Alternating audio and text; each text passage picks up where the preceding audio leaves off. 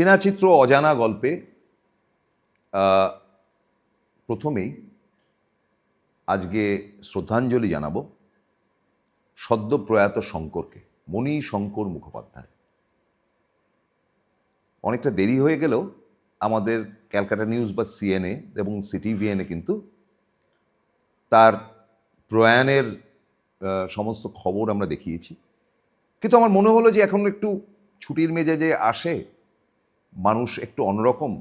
Higher secondary মাধ্যমিক পরীক্ষা হয়ে গেছে, এই সময়টা শঙ্করবাবুকে যদি শ্রদ্ধাঞ্জলি জানানো যায়, সে কারণে কিন্তু আজকে তার জন্য কিছু কথা বলি। মণিশঙ্কর মুখোপাধ্যায়, শোনা যায় তার জন্ম নাকি বনগাঁতে হয়েছিল, তর্ক থাকতে পারে, কিন্তু তার দেশ ছিল কিন্তু ওপার বাংলায়, যশোরে।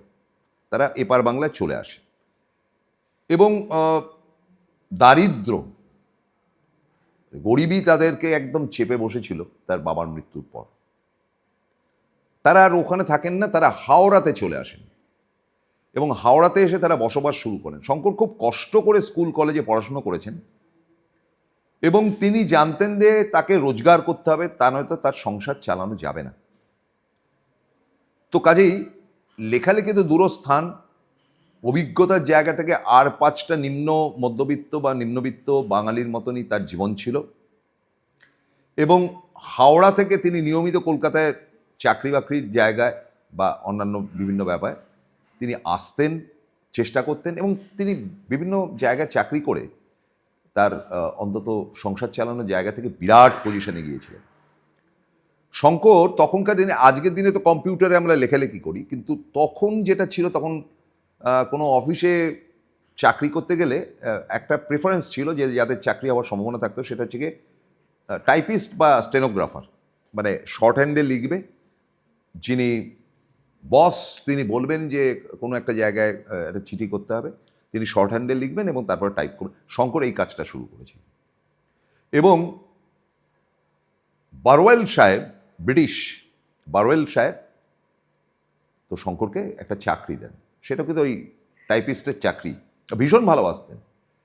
এবং বারওয়েল সাহেব কিন্তু ধরে ধরে ধরে ধরে শঙ্করকে শিখিয়েছিলেন কোনটা দুনিয়াদারি, কোনটা প্র্যাকটিক্যাল, কোনটা দূরস্থান। এবং অনেক সময় শঙ্করের অনেক অভাব, দারিদ্র্যের জ্বালা ইত্যাদির জায়গা থেকে কিন্তু বারওয়েল সাহেব তাকে ভীষণভাবে সাহায্য বা সহযোগিতা করেছেন দিনের পর দিন। বারওয়েল সাহেবের স্নেহ না পেলে শঙ্কর কতদূর পৌঁছাতে পারতেন খুব সন্দেহের অবকাশ রয়েছে। এবং এই বারওয়েল সাহেবকে নিয়েই কিন্তু তার কত অজানারে, যেটা আমি ব্যক্তিগতভাবে মনে করি বিরাট মোটা বই, সেটা মানে পংক্তিতে পংক্তিতে, পাতার পর পাতায় যেন একটা ব্যক্তি মানুষের, বিভিন্ন মানুষের সঙ্গে যোগাযোগের অদ্ভুত অদ্ভুত ঘটনা উঠে আসে এবং শঙ্করের ব্যক্তিগত জীবনও বটে। এবং তিনি মণিশঙ্কর মুখোপাধ্যায় হলেও তিনি নিজেকে নিয়ে যে গল্পগুলো লিখেছেন বা যে উপন্যাসগুলো লিখেছেন, তিনি তার নিজের নামটা শঙ্করই রেখেছেন এবং সেগুলো বাস্তবেই মনে হচ্ছে। অনেক সময় হয়তো মূল জায়গাটা থেকে সরে গিয়ে অন্য একটা গল্প স্থির করতেন, কিন্তু বিষয়টা থাকতো তাই। অর্থাৎ কিনা মানে শঙ্করের দেখা বা শঙ্করের চেনা জানা কোনো না কোনো গল্প।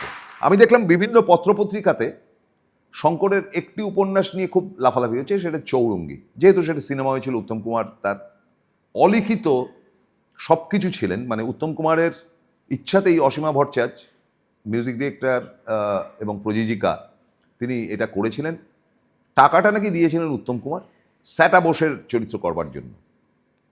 সেখানে শঙ্করের ভূমিকাই তো বিরাট ছিল, যে একটা হোটেল বিজনেসে, একটা স্টার হোটেলে কত রকম সমস্যা থাকে, কত ধরনের মানুষ আসে, তাদের জীবনযাত্রা কীরকম হয়, কদর্য থেকে কদর্যতম জায়গাতে তারা নামতে পারে এবং সেখানেও ছাটাছাটি, কাঠিবাজি আজকের দিনে যেটা বলা হয়, বিস্তর থাকে।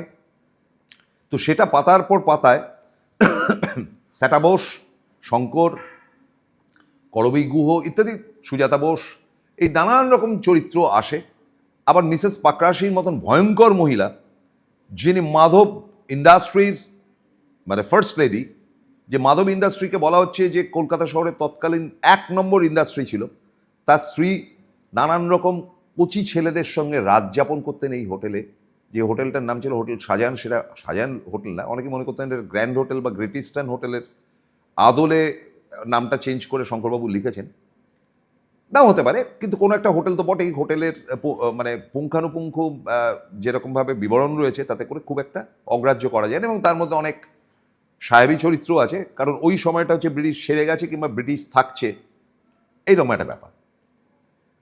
শঙ্করের আমি বিরাট ভক্ত ছিলাম, মানে সিনেমার উপন্যাস না, শঙ্করের একটার পর একটা উপন্যাস আমি পড়তাম।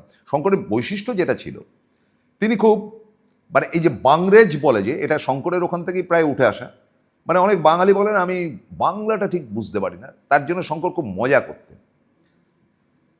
জয় মা তারা দাঁড়াই কোথায়, উনি সেটাকে মানে বলাতেন, ও গড তারা হোয়ার আই স্ট্যান্ডস, মানে এরকম গোছের ইংরেজি বাংলার একটা খিচুড়ি করে মজাদার লেখা লিখতেন।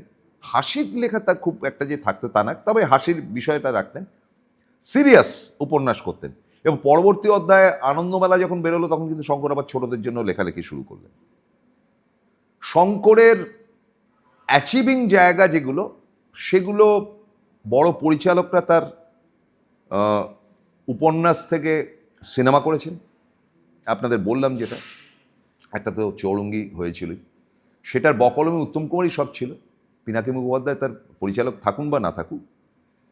এই চৌরঙ্গি কিন্তু থিয়েটারও হয়েছিল বিশ্বরূপাতে, এবং বিশ্বরূপাতে যে চৌরঙ্গি থিয়েটার হয়েছিল তাতে কিন্তু বিকাশ রায় করেছিলেন স্যাটা বোসের চরিত্র। আমি দুটোই দেখেছি, আমার থিয়েটারটা তেমন ভালো লাগেনি, প্র্যাকটিক্যালি আপনাদের বলি। অজয় গাঙ্গুলি ছিলেন, দিলীপ রায় ছিলেন, বড় বড় অভিনেতা অভিনেত্রী ছিলেন, আরতি ভট্টাচার্য ছিলেন, কিন্তু আমার খুব একটা ভালো লাগেনি।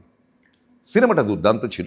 সেরকম শঙ্করের উপন্যাস নিয়ে একটি বিশেষ সিনেমা করলেন, এক যে ছিল দেশ, এই নামে তপন সিনহা একটি ছবি করলেন, সাম টাইম অফ 76, 77 এরকম টাইমে।